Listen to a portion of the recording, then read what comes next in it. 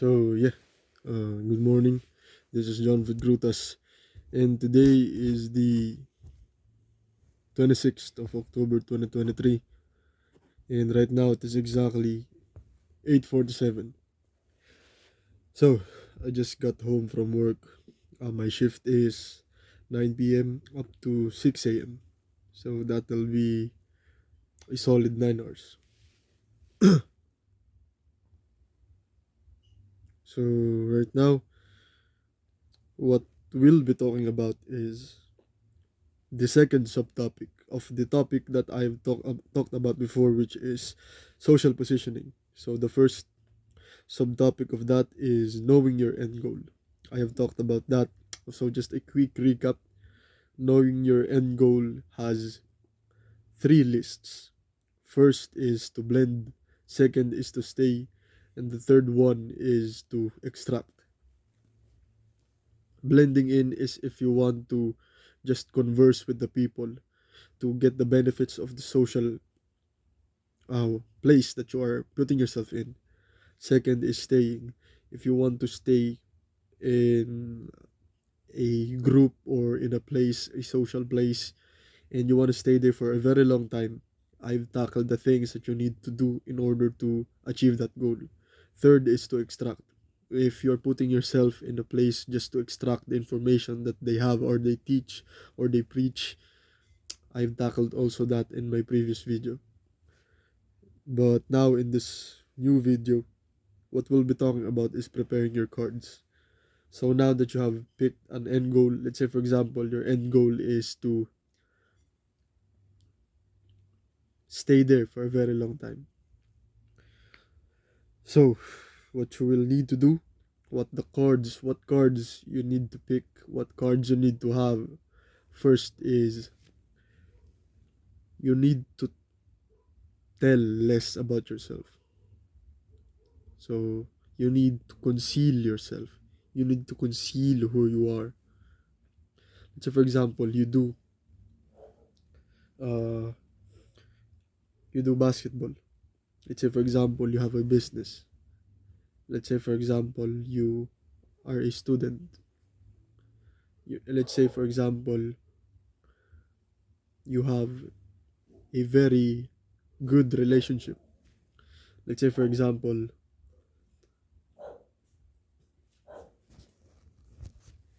you're a very positive individual. Let's say for example you are a very optimistic person. When you want to stay for in a long time in a social place, if you want to stay in there in a group, in an organization for a very long time, what you need to keep in mind is that, especially if that place, that group, that organization, that workplace has been running, has been there for a very long time, those places, they all have hierarchies. In the martial arts communities, martial arts gym, they have white belts, they have blue belts, they have brown belts, they have purple belts, and they have black belts.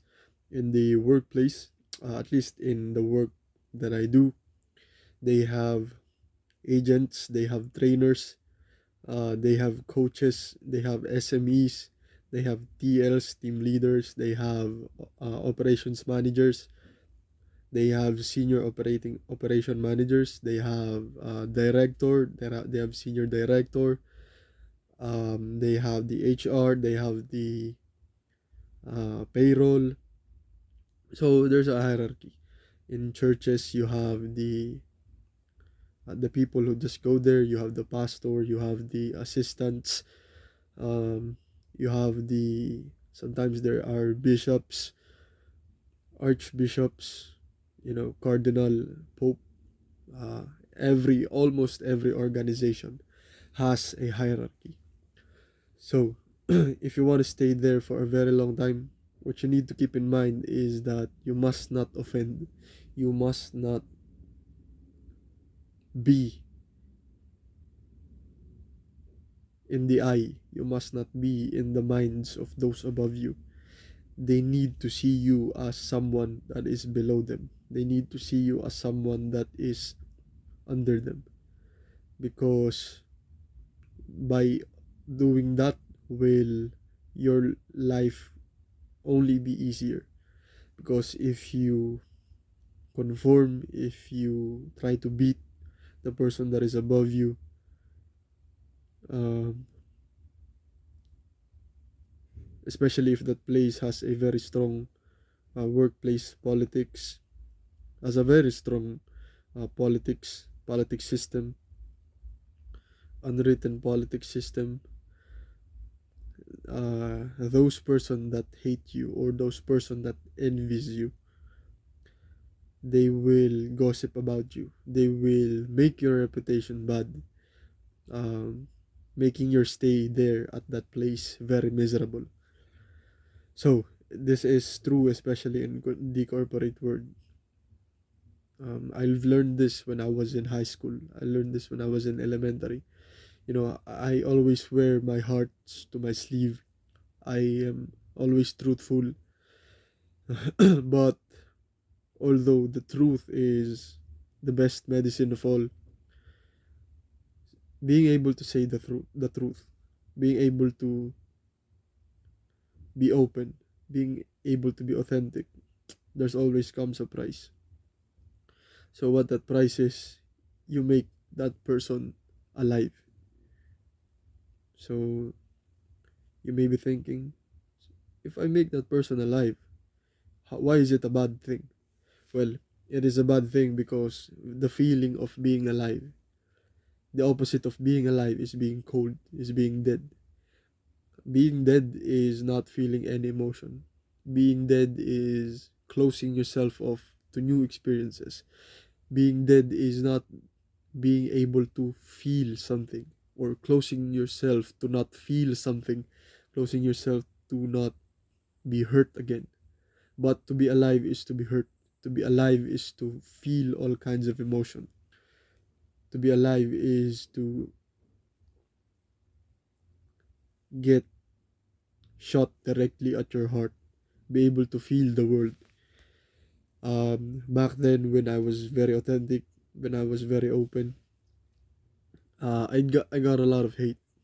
I got a lot of people calling me out. I got a lot of people gossiping about me. I got a lot of people saying mean things to me because what I said triggered them. What I said, they hated me to what I said because my existence reminded me, reminded them of the pain that they experienced before and how they closed it off just so that they won't be able to be hurt again.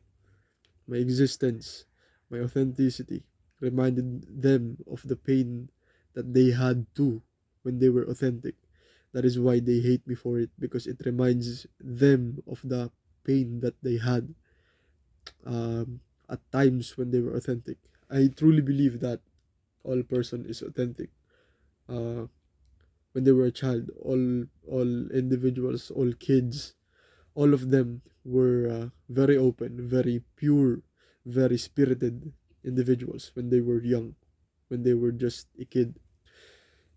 And due to the circumstances of life, maybe due to their environment, due to their influences, due to their parents, due to financial problems, due to uh, bad influences, bad people, bullies, due to a lot of major reasons, they've closed themselves off. They put a filter, they put a mask so that they won't be able to be hurt again. Because being truthful, being authentic, being able to be real is not free anymore in this day and age. You have to be strong in order to be able to be truthful. You have to have power in order for you to be truthful, because you must be able to defend yourself for the backlash that you will get, for the hate that you will get. You must be educated. You must have power, not just in the mind, but also in the body. You must be able to defend yourself. You must be able to fight, because when you say something true, when you say something bold, when you are very authentic, especially when you're a man, a lot of people shame us for our sexuality. A lot of people shame us for showing interest towards the opposite sex, because they can't do it themselves. That's why they hate people who's able to do that, because it reminds them that they're also able to do that, but they can't because they were shamed about it. They were pushed back when they tried to do it in the past. That's why they hate people who are able to do that. Or maybe just some are very traumatized from what happened in the past, due to offenses such as rape, such as, unconsensual sexual thing. So, yeah, a lot of people will shame you, especially for men, if you are assertive, if you are very energetic, if you are very direct, if you are truthful. Let's say, for example, you say to a person that you're fat. Yes, you can say you're fat, but I've noticed that a lot of people, are really right now, especially right now, are very, they let that slide. They cater to the feeling of the person. They cater to to the person. They value the other person not being offended than telling the truth, and possibly being able to help that person change themselves, because being fat, being overweight, being obese is not healthy. I say to you guys that. uh, Looking back now, I'm very grateful to the people who bullied me, but they said it in such a way that really hurt me, that really blowed my self-esteem. So what I suggest you guys do is you tell that person the truth. You tell him, hey, you're fat. But you do not just say that. Their flaws. You do not just say the bad thing about them. You back it up with what they would do, what they need to do in order to change that. Because for a lot of people, their bodies are can be controlled. Their bodies can be changed. If you're fat, you can cut back to the shitty things you eat. You can cut back from the bad habits that cause you to overeat, to binge it. You can cut back from the overindulgence of eating. You can go to the gym. You can learn how to be mindful when you eat. You can you need to say that you're fat, but you also need to say what they need to do in order to get out of that bad situation. Because I know the fat people, a lot of fat people, a lot of fat individuals, a lot of obese on individuals, even if they throw it to the side, if even if they just even if they might have a very reasonable explanation or reasonable coping thing that they say to themselves in regards to them being fat. I know that deep inside, if they had the choice to be able to change their bodies, they will. Because I know everyone wants a good physique, everyone wants to be able to do normal things.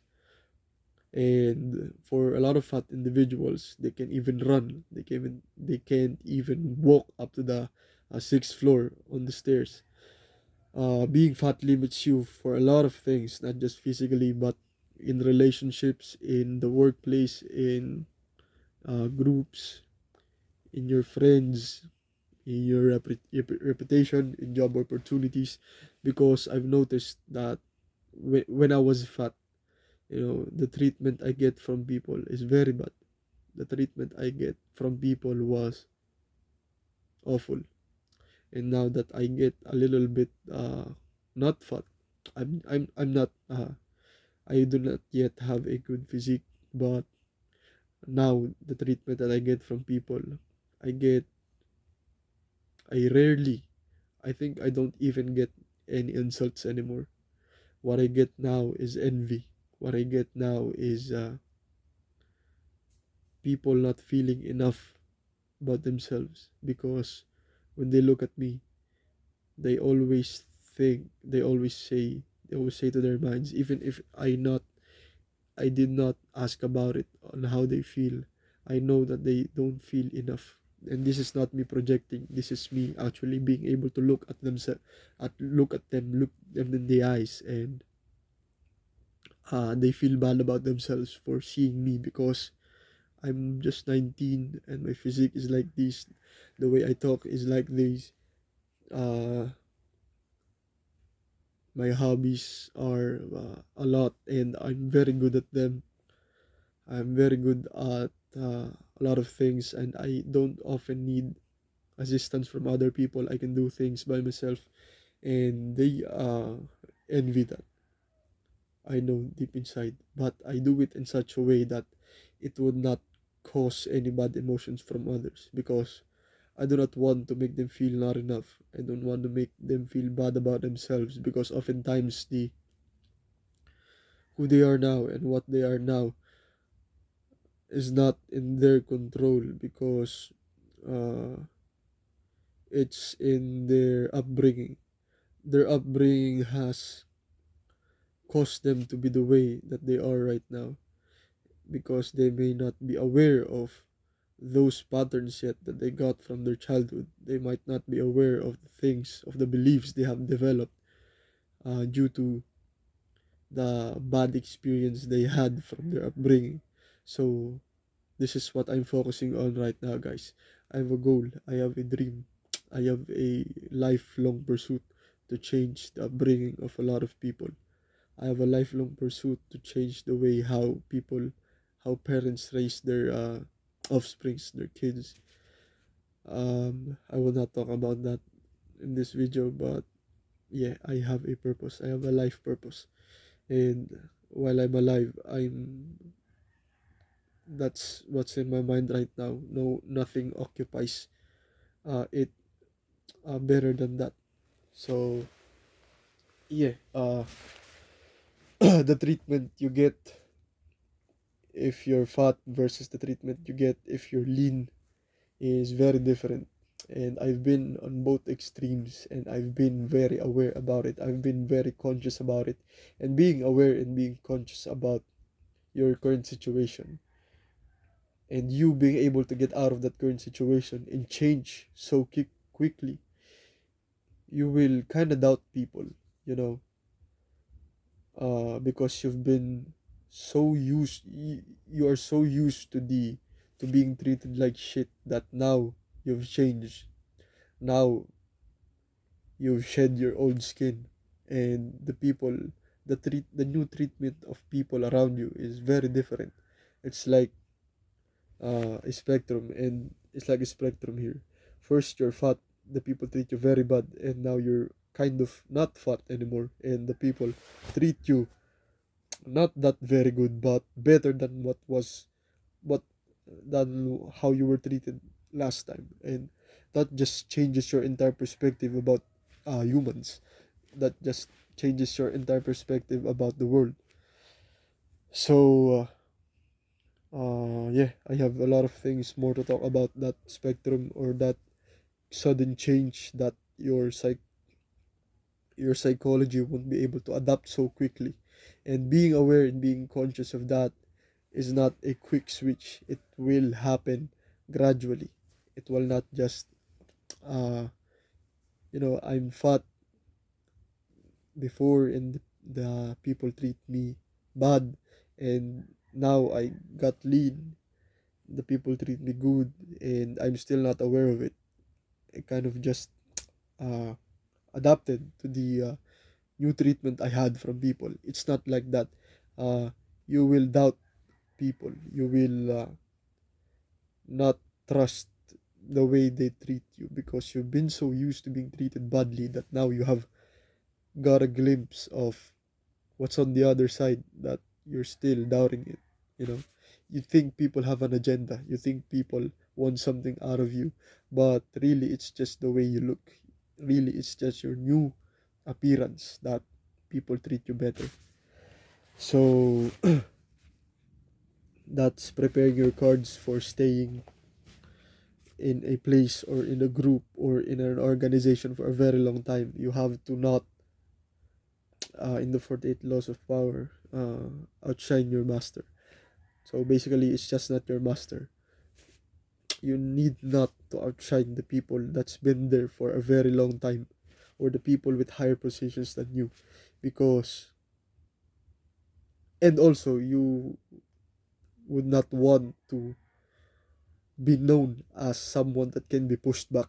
You do not want to be known as someone that doesn't have a spine or doesn't have something to believe in, because if that is you, people will take advantage of you. If they know that you do not have, you can bite, people will take advantage of you. I assure that. I completely believe that. So do not outshine the people above you. Do not let them know that you're better than them, even if you are. You have all the autonomy to think that you are better than them, but what you show to them is, be very limited to what you show to them. You allow the things you show to them. So even if they perceive you very different in their eyes, as long as you know that you did not say that, you did not disclose that, you always have something to say when the gossips reach you. So that's what I do right now in my current job. Uh,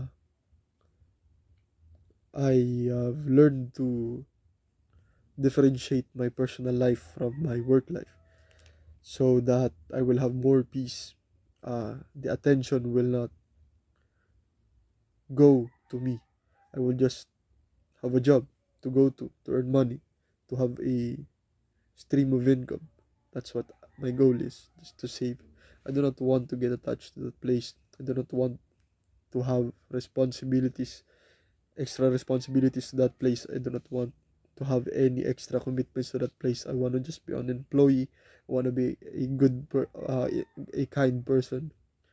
And yeah, that's all I wanted to be. I do not want to create a reputation that, makes other people jealous, envious, even if I know that I am better. I might be better than them.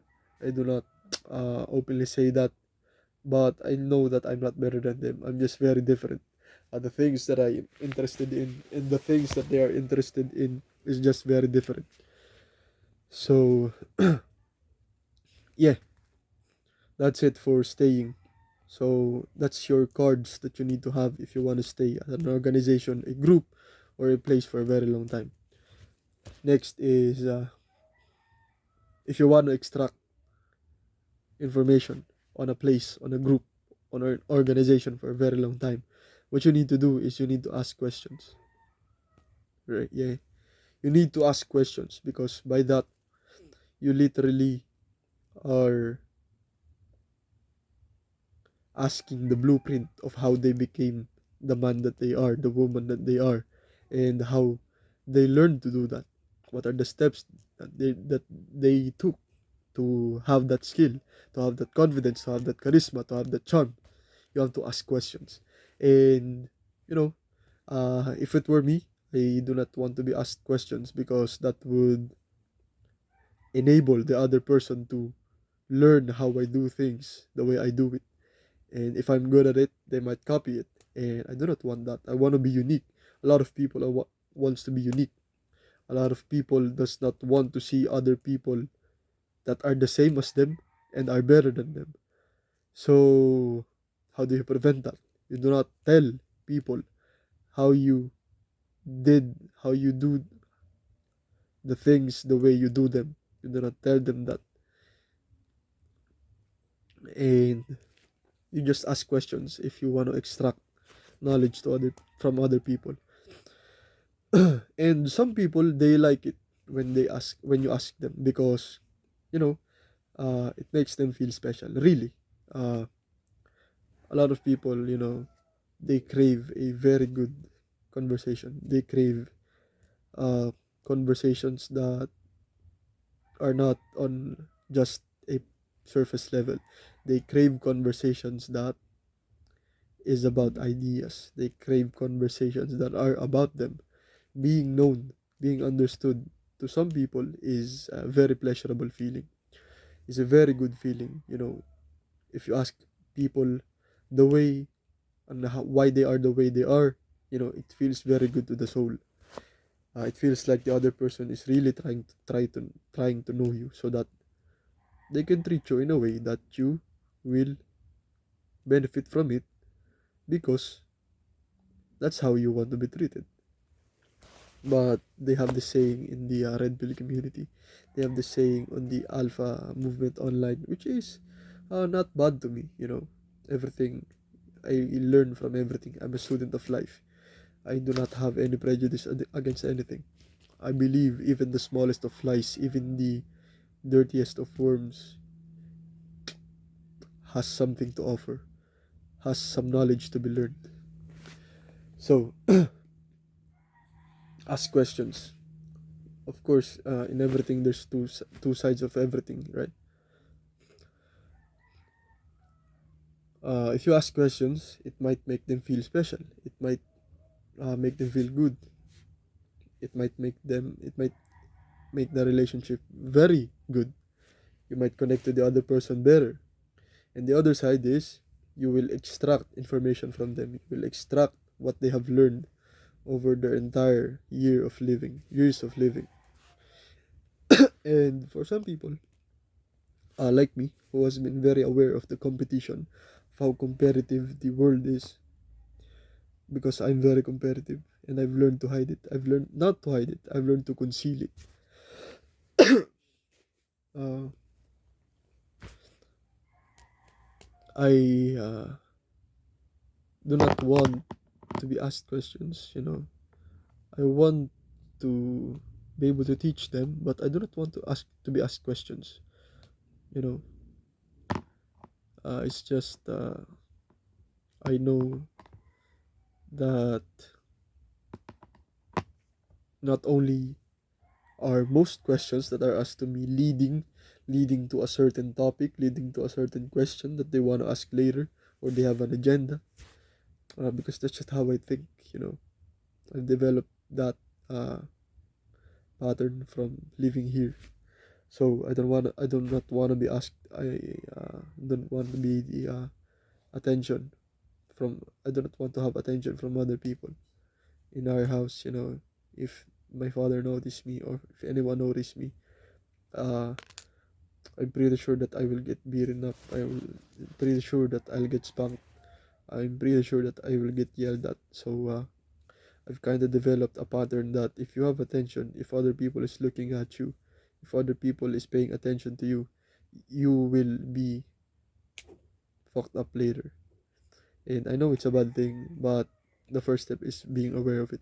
So I'm now aware of it, and I've noticed myself to act in a way that when they give me attention, when the attention is on me, I kind of disregard it. I kind of try to dissipate the attention. That no, no, no, no. I kind of do that. I'm not good. I do not want to have the attention on me, because I kind of think and learn from the pattern before that if the attention is on me, I will get fucked up later. So that's it. If you want to extract questions, as if you want to extract knowledge, if you want to extract secrets, if you want to extract answers, you need to ask questions. But it comes with a cost. If you ask questions, you will take energy from them. Always keep that in mind. If you ask questions, it will take them a decent amount of energy to be able to transfer that secret or that value that you are asking from them. I've noticed this because I think it was in when I was 13 that I started to ask questions, because I was a statement guy before. I like to speak in a way that It only includes statements. And you know, this is very esoteric. This is very weird, but my throat chakra is very open back then. I would, whenever I got back from school, whenever I got back outside of our house, I would feel very good. My chest is light. I can sleep soundly. Uh, a lot of benefits. There are a lot of benefits. But also there are a lot of cons. Yeah. So the cons is you'll have a lot of people who hate you. You'll have a lot of people maybe that will physically harm you because you can say the things that they can, and they get really triggered. They get really mad about it that you can say it and they can't. So yeah, they'll fuck you up. So I've learned to also hide. Right now, uh, in the past few years, instead of coming in with a statement, I start conversations by asking a question. Not only do I feel safe and secure, but also at the same time, I can gain knowledge, I can gain value from the other person. So, yeah, that's a very good thing. Uh, you know, it's a kind of killing two birds with one stone. So, that's the secret of that's the cards that you need to have, the card that you need to have when you want to extract knowledge from someone. You need to ask questions. Number three, blending. So the cards that you have to have if you want to blend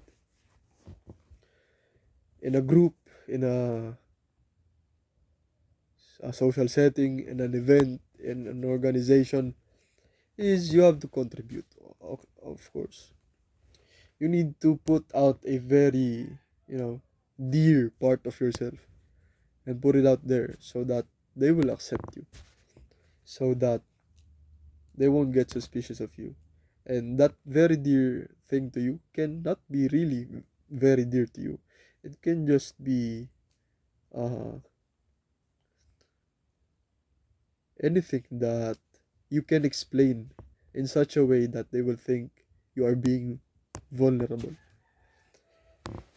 What you need to put out there about yourself can be anything that once you explain it to them, it will make them feel like they have an upper hand with you. They have uh, something to hold, take hostage that they can use against you later. That's how you want to explain that thing that you need to share. Because if you want to blend in, let's say for example, in a martial arts community, in a martial arts gym, let's say for example, in a workplace, let's say for example, in a an elite group, let's say for example, the SWAT, let's say for example, the Navy SEALs, they need to have something from you that will make them know you are committed to the group, that will make them know that you are part of the group, that it's like a payment to be made in order for you to be able to be a part of that group or that place or that event. um, in clubs, in some clubs, let's say for example in clubs, if you go to a club, they will need an ID. So what that does is that verifies that you are of legal age, or in the United States, that verifies that you are legal to drink or to party. So, what I do is I act in such a way that they will think I'm being vulnerable about what I say. What I do is I tell them about my dogs. I love dogs. I love animals.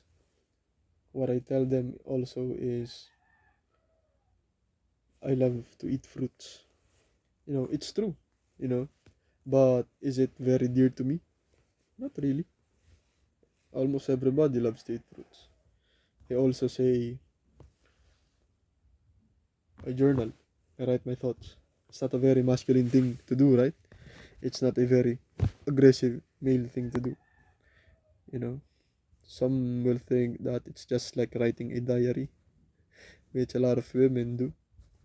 But I really do journaling, and I write my thoughts in it because oftentimes it's my way of releasing this energy that's stuck in here and putting it somewhere else. Because at times, it really is getting here overloaded. If I say that I have dogs in the house, it will calm down some people because it's a very vulnerable thing to say if you're a man. Because oftentimes, what men say is their business. What men say are what men show up to the world is their girlfriends. What men show up to the world is the watch they have, their fashion, their achievements in life. But me, I conceal those things because I do not want attention. I've kind of related, I've kind of tied attention with bad things due to my upbringing and due to what I've noticed in the workforce. What I've noticed in school is kind of like an early form of society. It prepares you to the real world. It prepares you to it's like an easy mode of society. School is an easy mode of society. That's what I will say. And as you move up, as you move higher, the difficulty, the people that you will meet are, are people who have learned to participate in a society. In a school, what they really teach you is how to participate in a society. Because in school, you will uh, meet almost every kind of people that you will meet in the real world. There are bullies, of course, they will not be left behind. There are people who shame you and say you're an attention seeker because you can say things, you can do things that they cannot do, and that triggers them and that reminds them that they stop doing that due to some reason, of course, due to some very personal reasons. There are people who steal things, criminals, robbers. There are people who hurt other people. There are people who are very competitive in the school.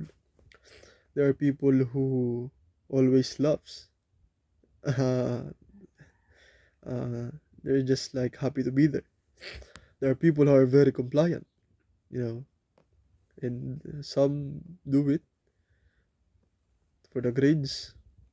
Some do it to have a good image with the teacher, with the professor. Some students like sports. Some sell in school. Those are the very business-minded individuals. Some are very quiet. Some are very loud. Some are comfortable in groups. Some are comfortable alone. Some play video games. Some people are working students in schools. So I'd say university school is kind of like an early form of society, and I'm not defending the school system, right? I still think that there are a lot of opportunities that they can do in order to better the school system, but that's a very different topic. But right now, what my point is that as you go up in school, the people you will meet there are people that have learned to set aside their personal developments, their individuality, to participate in a society, to learn to participate in a society. And you will fail, of course. You will be embarrassed. You will feel shamed. You will have inadequacies. You will feel you're not enough. You will feel that you do not belong there. You will feel that you're inferior than your other classmates. You will feel better than a lot of your some of your classmates. You will you will be late for school. You will miss a subject. You will miss classes. Uh, you will fail an exam. You will fail a quiz. Uh, you will be part of a group, a very popular one, a very not popular one, a group with a bad reputation. You will meet people that gossips a lot. You will meet people that are fake. Will meet people in all sorts of aspects in life. And once you get out of that, just keep in mind that pride is not a bad thing. Pride is a very beautiful thing. If you can learn how to control it. And the reason why I get to work now is because I want to keep some pride within myself. Uh, my pride got sucked up in my upbringing.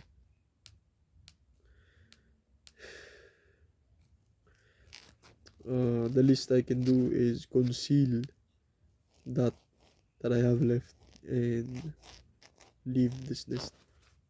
That's a very different topic, but yeah, that's my plan soon. So